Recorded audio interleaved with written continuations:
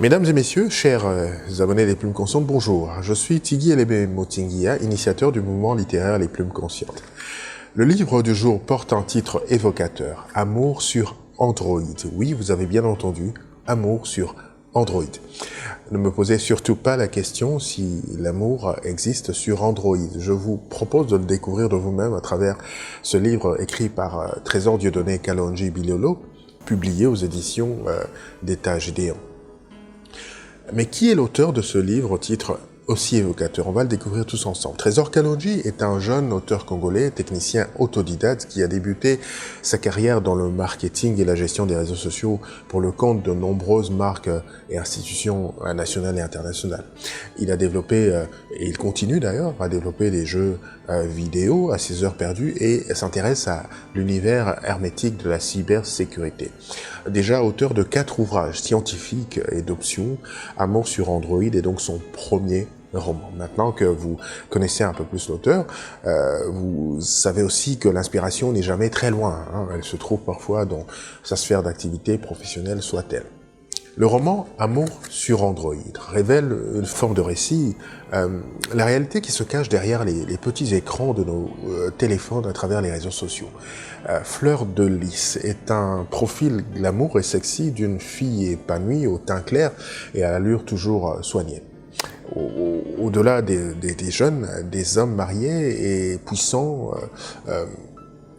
qui lui écrivent en privé pour demander des images érotiques et d'autres petits plaisirs défendus. L'un d'eux envoyait régulièrement des unités de communication chaque semaine pour des bouts de seins qu'il réclamait mais ne voyait jamais.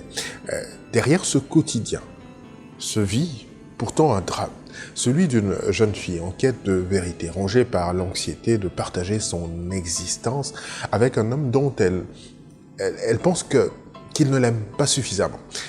Mélanie, c'est d'elle qu'il s'agit, entreprend donc de se former à la séduction sur Internet afin d'éprouver la fidélité de son bien-aimé.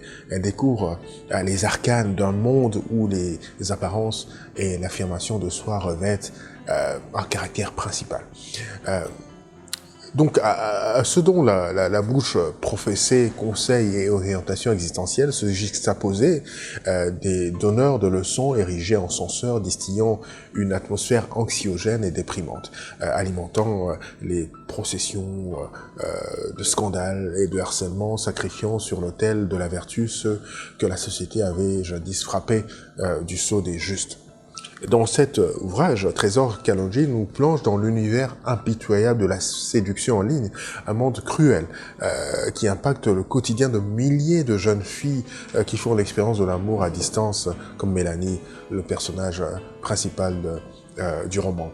Pour l'auteur donc, derrière ceux et celles que nous côtoyons tous les jours se cachent des grands et des beaux monsieur au visage angélique ou des filles aux fines silhouettes qui feraient rougir les anges. Pourtant, la réalité des réseaux sociaux est bien loin d'être celle qu'on croit.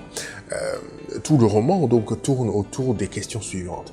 Comment réagirez-vous si votre petit ami refuse systématiquement de vous montrer où il habite, ou alors de vous faire rencontrer ses amis ou les membres de sa famille? Que peut-il bien vouloir cacher en faisant tout ça?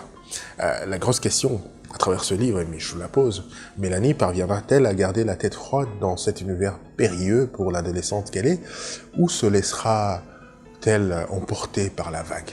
Mais ça c'est à découvrir, et je vous laisse le découvrir. Allez, rendez-vous au prochain numéro des Plumes Conscientes, partagez la vidéo au maximum à vos contacts et invitez vos amis à s'abonner à notre chaîne Les Plumes Conscientes. Nous sommes également sur Instagram et sur Twitter, sur le même nom, Les Plumes Conscientes. Lisez.